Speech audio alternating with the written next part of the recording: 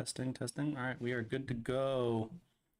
Happy Tuesday, everyone. Starting a little bit early, but that's all right. We are also doing a repeat game because we now have better audio, so that's a little spoiler for today.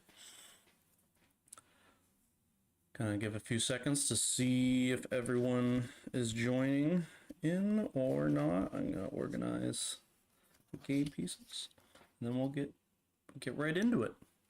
So after this stream ends, the old stream talking about this game will be unlisted. So those of you who were there to watch it in real time or before it got unlisted, you're the homies. All right, let's get right into it. Hi, welcome back to the channel. My name is Sam, and in today's video, we are going to be taking a look at the game The Magnificent, and I'm going to be talking about a few parts that are my favorite mechanics in the game. So this won't be a full rules overview. I will link in the comments below a really good playthrough overview video from someone in the community that I think will explain the game much more effective than I can. The two parts that I'm going to be talking about today are the multi-use cards that in the advanced variant, you can draft, but everyone will start with 4 of these. And then I'll talk briefly about the polyomino board system as well. And the third thing I'll reference is the dice selection, because that is the way the dice selection intertwines with the action that you take in the game. I find to be really cool. So the first we'll talk about is there are a bunch of these master cards, I believe they are, and basically everyone will have 4 of these every round, and the top half of it is the action that you get to take on top of the dice you select, and the bottom of it is a scoring condition. And so how a round works is each player will end up drafting 4 dice, 1 per turn, and placing one of the dice on one of the cards they've chosen to activate.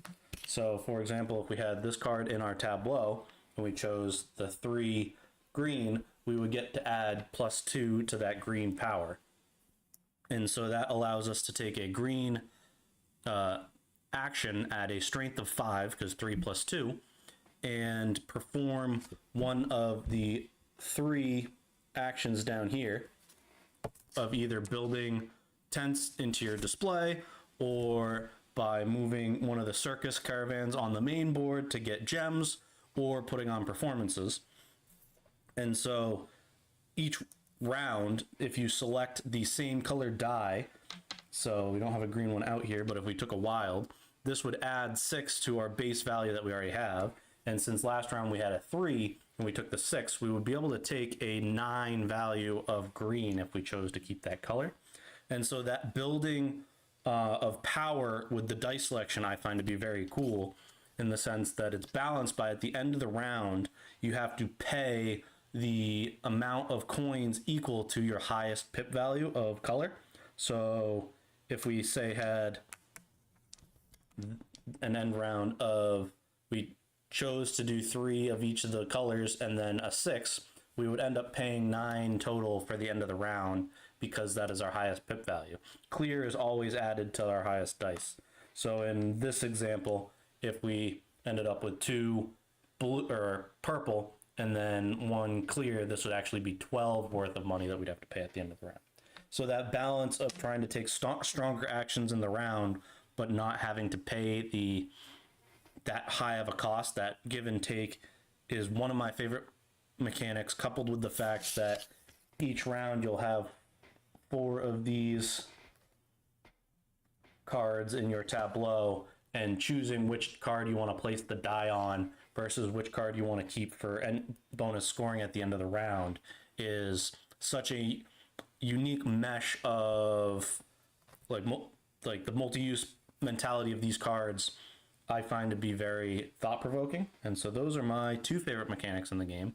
The third is I'm just a big sucker for polyominoes, so you have your circus board here, and so as you're rebuilding and placing these polyominoes that you can see at the top of the board and filling up your circus, you will get the bonuses that you cover, so that's always a fun puzzle as well. So those are my three favorite mechanics in the game, The Magnificent. I'd love to hear in the comments below if you've played this game and what your experiences are with the game, and I look forward to engaging with you there. Video 1 down, setting up for video number 2. Probably gonna rush through this stream today because I'm a little hungry, but it's all right. That's set up. That's set up. All right. Poof, poof, poof, poof. We just need to share screen on the tablet. Accept.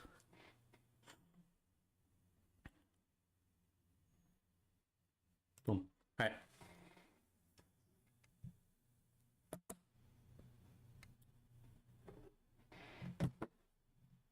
Hi, welcome back to the channel. In today's video, we are going to be taking the board game The Magnificent, and we are going to be adding a random element into the game and trying to do a design brainstorm on how we might house rule that mechanic into the game.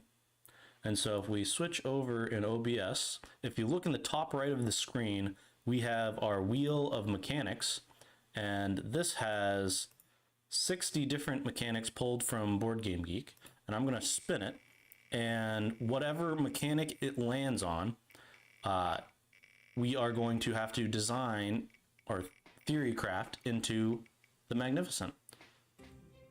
Ooh, we got deduction. So our goal for this 5-minute challenge is to take deduction and add it into the Magnificent.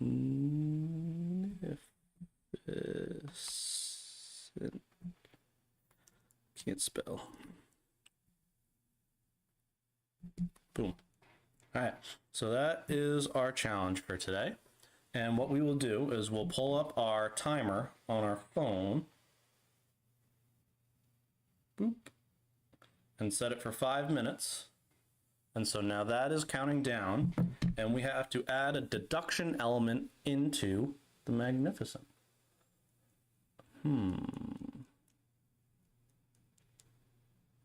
My brain is first taking me to in the game, there are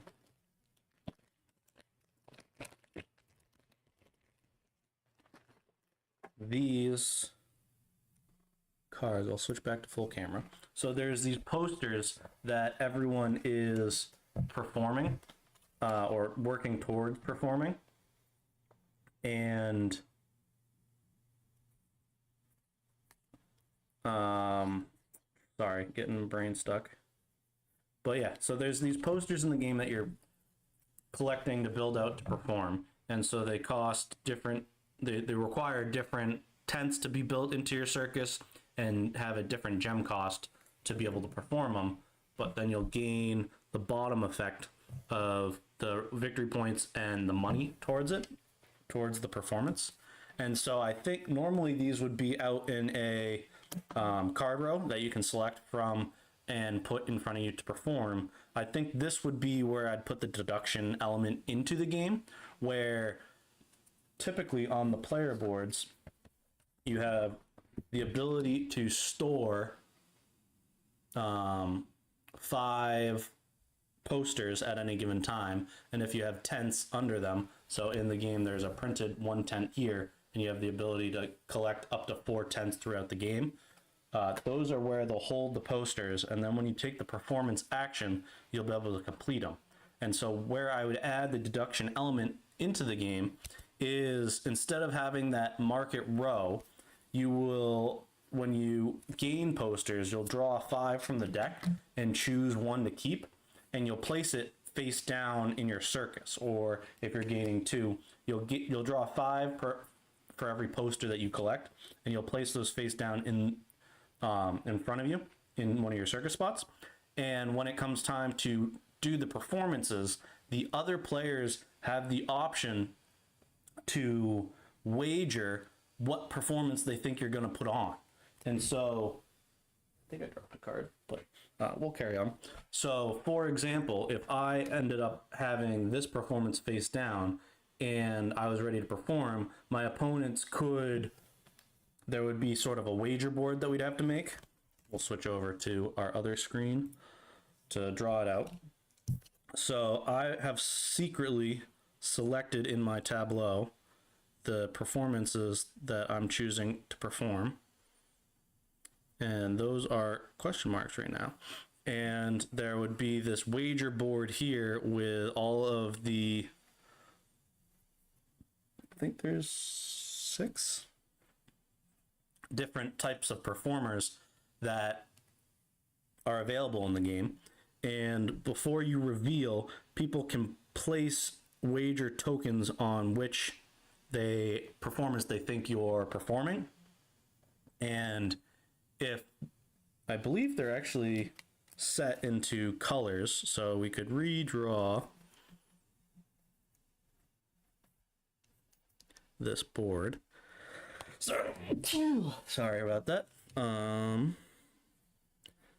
So we could redraw this board and split it by colors. So we have green, purple,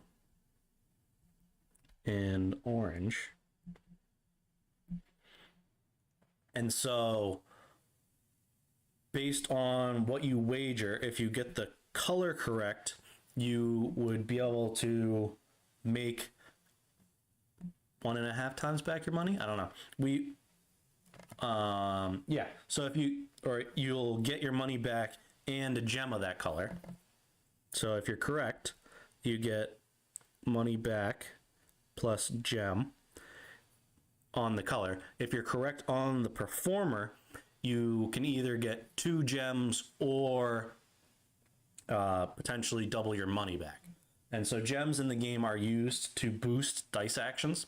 And so that would be, I think, where it's more of like a betting system, but the deduction element is that there's hidden information on what you think the other players are going to perform. And so that, I think, would be how I would add the deduction element into the Magnificent. That was perfect timing. So we'll stop our timer. So to recap, our challenge was to take the game The Magnificent and add a deduction style element to the game. And so how we ended up doing that in this video was we took the poster mechanic in the game, and instead of having an open card row that you're drawing from, you're drawing these and playing them into your player area secretly. And when it becomes time for people to put on performances, other players can wager up to 3 coins to guess which poster performances they think you're putting on. And I think because you can perform up to 3, I think you will be able to wager up to 3 per poster. And that would be how we'd add this deduction element into the game. So how I'd go about testing this is I would need to make our wager board, which would be a 3-sectioned board with colors, and it would have the 2 different performer types of each color. I would probably scan these cards in and overlay the top posters like that, so there would be a board of 6. And so I think that's all we would have to make that. And then I think on the board we would list the number of characters that each one has and the range of like potential tents that they deal with. And so we'd have to make that board in order to test it. But then I would write the rule structure to add on to the board below of when a performance is set, you get to see how many performances are being done, and then everyone else around the table has the ability to wager money to guess.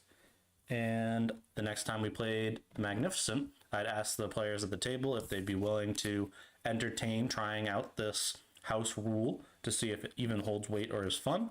And that's how I would test adding deduction into the Magnificent. I'd love to hear in the comments below if you have a alternative way to add in deduction into this game.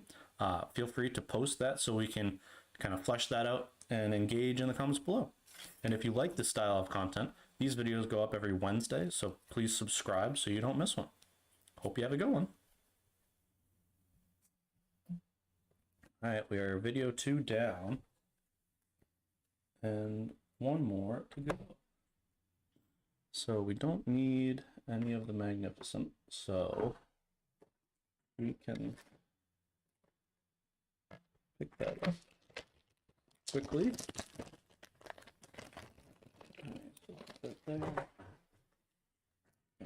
We put the MasterCards with the posters because we're a big old doofus. But that's all right. Those have different card backs, so they're easy to split. And I didn't shuffle them, so that makes that cool. All right. And now we are set for the last video. It's okay, Michaela. You can always rewatch the VOD to see the magnificent idea. We spoiled it and said we're redoing some of the video content for games we've already talked about before we got the mic because the sound quality was not postable. So we are off onto our third video today. I started a little early because I'm a little hungry. All right, so gotta switch over there. Make sure our tablet's still sharing. Yep, boom. All right, last video. Hi, welcome back to the channel. My name is Sam, and in today's video, we are going to be brainstorming a game design in 5 minutes or less. And we like to do that off of a game prompt. So if we come over to this screen right here, if you look in the top right of the screen, we have a screen capture from the website letsmakeagame.net, and they have this really powerful tool called the game idea generator. And so what'll happen is once we click this generate button, we'll be given a genre, rule, setting, and theme for us to design around. And so once we are given our prompt, I'm going to set a timer on my phone for 5 minutes so that after the 5 minutes, we'll discuss where we ended up with for the idea, and we will talk about the next steps that we would need to take to get this concept to a playable format. So without further ado, we clicked the generate button. And so our genre is a side scroller. The rule is no enemies. The setting is virtual reality, and the theme is family drama. All right. So we have started the timer, and let's see what we come up with. So we got side scroller, no enemies, virtual reality, family drama. I kind of like the idea of trying to have this be a stealth related game. And so I think that you would have these tile cards that will get shuffled up, and there'd be a deck that these would flip out and reveal the next tile. And maybe they're just square, but they'll be 2 at a time. And so whenever your character moves on to, like, from this tile to the next one, you would be shifting this one down and flipping a new one. So 1 would trigger, 2 would trigger 3. And we'll erase that so that it's a little more clean. And so that's our side scroller element. And I think each tile would have a family member in, I think we'd start with a gridded system. And I think this would be a solo only game or cooperative, but we'll design it around the context of being a solo game right now. And so we have our rooms that the different family members are in, and the goal is to you would take on the role of a character, and they have different emotional tracks maybe, or Yeah, we'll call them emotional tracks. So they have stress, they have patience, and so stress, patience, and likability. And so at the start of the game, you'll take on a character, and their goal, they'll have, each character has a goal that they want, and their starting level of like their stress level, their patience, and their likability.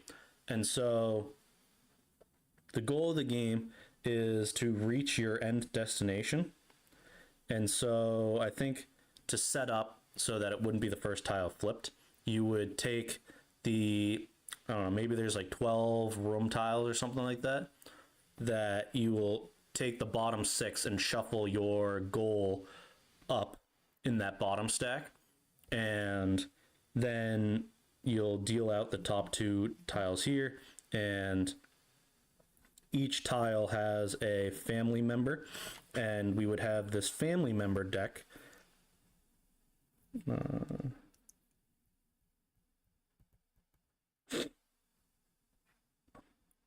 And so when a new family member is reflected, or not for reflected, when a new tile is flipped, the family member will be drawn and revealed, and that card will be placed on its location. And they'll have a style of movement. So our family cards will have a pathing and a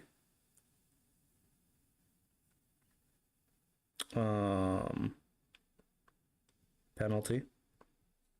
So if you engage in conversation with this family member, they'll have some sort of like ability. So for example, maybe it's one of your siblings, and they really want you to go outside and play basketball with them. And so they'll actually, if they end up on the same square as you, will follow you around and increase the noise level of like where you move until you satisfy their need. And so they have a pathing of how they move. They have a penalty of if they end up on the same square as you, that's what they'll like. Oh, geez, that scared me. All right, so we'll finish that thought and recap. So they'll have a penalty of what happens if they end up in the same location as you, and what their need is of if they end up in the same location with you, how to satisfy, to get them to go away, essentially. And so to recap, our goal was to create a side scroller that had no enemies, but was a virtual reality, and then there was family drama. And what we came up with was that it was a solo player game where there are 12 room tiles, and each one has a potential, like they'd have obstacles of like things that you can't move through or cost more movement or certain thing. There'd be different terrain on these areas, and they would have a direction that the family member is facing to start. And so you'd get to know 2 rooms at a time.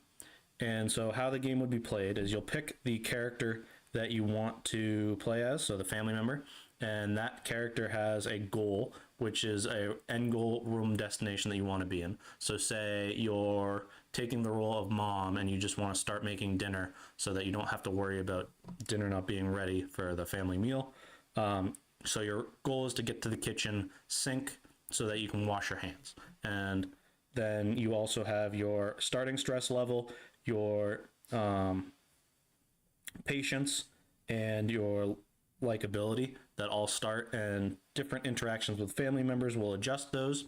And how you win the game is you get to your end destination, and how you lose the game is having one of these character traits bottom out. So you can't take any more stress, or you run out of patience, or the family gets upset with you, so you have no more likability.